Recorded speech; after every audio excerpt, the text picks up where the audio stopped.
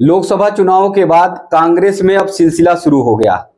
कांग्रेस छोड़ो अभियान की अब शुरुआत हो गई।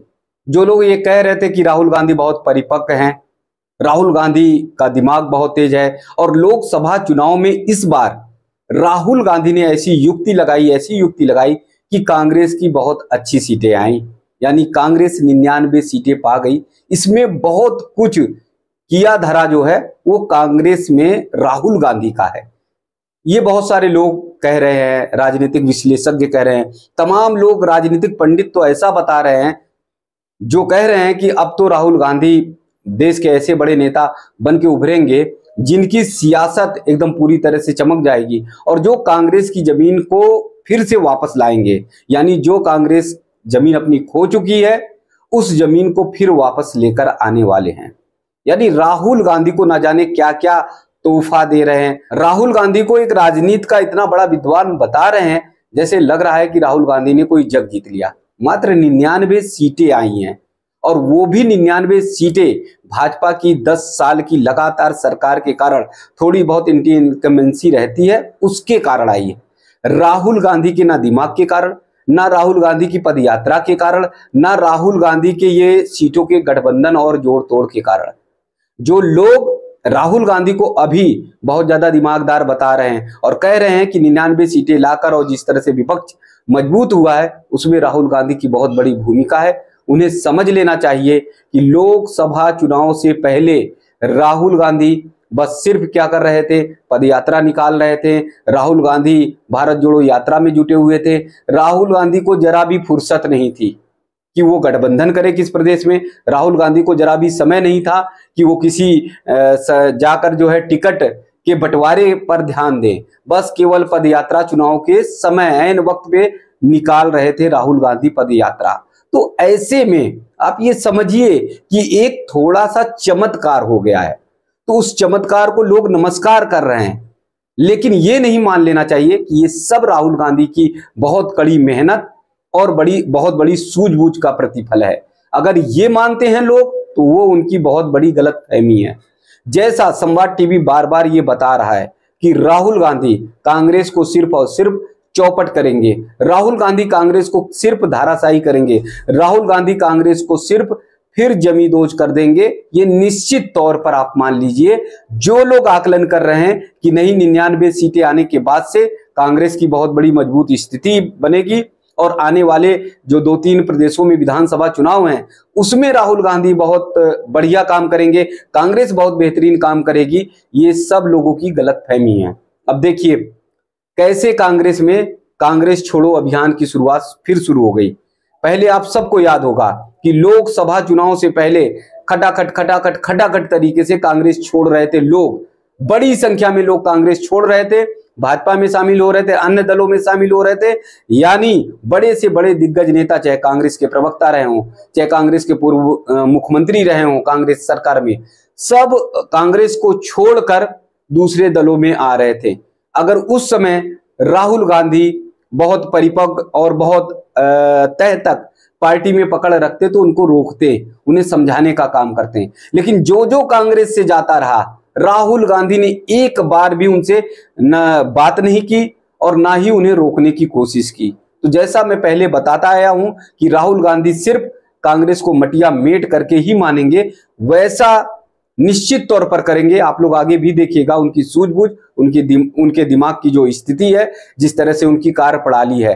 अभी थोड़ा सा वो अच्छी तरह से बात कर रहे हैं, अभी थोड़े से वो ठीक चल रहे हैं, तो इसलिए बहुत ज्यादा उत्साहित नहीं होना चाहिए। अब देखिए हरियाणा से शुरुआत हो गई। हरियाणा में 4 महीने बाद जो है विधानसभा चुनाव है, लेकिन हरियाणा में ये बताया जा रहा था कि भाजपा की 5 सीटें आई। अब हरियाणा में भाजपा जमीन खो रही है, लेकिन हरियाणा में पूर्व सीएम चौधरी बंसी लाल की बहू किरण चौधरी ने पार्टी छोड़ दी। उनकी पुत्री पूर्व सांसद श्रुति चौधरी, उन्होंने भी पार्टी से इस्तीफा दे दिया, कांग्रेस से नाता तोड़ लिया। और उन लोगों ने जो आरोप लगाए हैं, जिस तरह की बातें कही हैं, वो कांग्रेस में जो भी पार्टी छोड़ता है, जो भी कांग्रेस को छोड़कर जाता है, वो एक ही आरोप लगाता है कि पार्टी में अब वो बात नहीं रही। पार्टी में अब वो स्थिति नहीं रही। पार्टी में एकाधिकार की बात हो गई। केवल एक व्यक्ति अधिकार के तहत निर्णय लेता है, एक व्यक्ति अधिकार के तहत सारे काम करता है, और पार्टी में सामूहिक जो अधिकार की बात होती है, सामूहिक जो निर्णय की बात होती है, अब वो कांग्रेस में नहीं दिखाई देती है। किरण चौधरी ने कहा कि पार्टी में साजिश हो रही है। उन्होंने बताया पार्टी में अपमानित किया जाता है। उन्होंने बताया कि कांग्रेस में किस तरह से पुराने नेता जो जमीन से जुड़े हुए हैं, जिन्होंने बहुत बड़ा काम जो है संगठन के लिए, बहुत बड़ा समय संगठन के लिए दिया है, उन सब की को जरा भी तवज्जो नहीं दिया जाता। उन सब की बात को भी एक बार नहीं सुना जाता। यही सारी स्थिति लोकसभा चुनाव से भी पहले थी।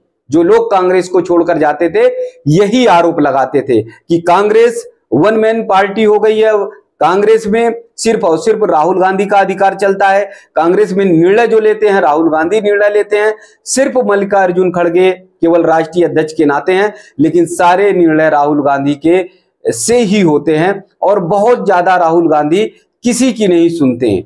कांग्रेस में अपमानित तक की बात हो गई, गाली गलौज तक की बात हो जाती है। कांग्रेस में यहां तक की बात हो जाती है कि कांग्रेस के जो नेता छोड़कर जाते हैं वो कहते हैं कि कांग्रेस में अब वो सम्मान नहीं है। तो कांग्रेस की स्थिति पहले ही जैसी है। जो लोग, फिर मैं बता रहा हूं, कि कह रहे हैं कि 99 सीटें आ गई तो राहुल गांधी बहुत कमाल कर रहे हैं, उत्तर प्रदेश में 2027 में अगर विधानसभा चुनाव होगा तो बहुत बड़ा काम करेंगे, महाराष्ट्र में, हरियाणा में, तमाम और जगहों पर जो विधानसभाएं आगामी होने वाले हैं उसमें राहुल गांधी बहुत सूझबूझ तरीके से काम करेंगे। उन सब के लिए फिर मैं बता रहा हूं कि वो सब गलतफहमी में है। राहुल गांधी की कार्यप्रणाली, राहुल गांधी की जो नीति है वो पुरानी ही तरह की रहेगी, और अचानक कब किस समय वो विदेश यात्रा के लिए चले जाएं इसका भी कोई भरोसा नहीं। राहुल गांधी की जो कार्यप्रणाली है फिर पुरानी स्थिति पर आने वाली है।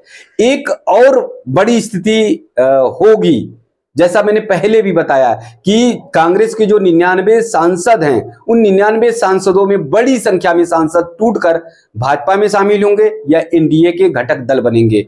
यानी 30 से 40 सांसद टूटकर एक अलग दल बना सकते हैं, या सीधे तौर पर वो भाजपा में शामिल हो सकते हैं।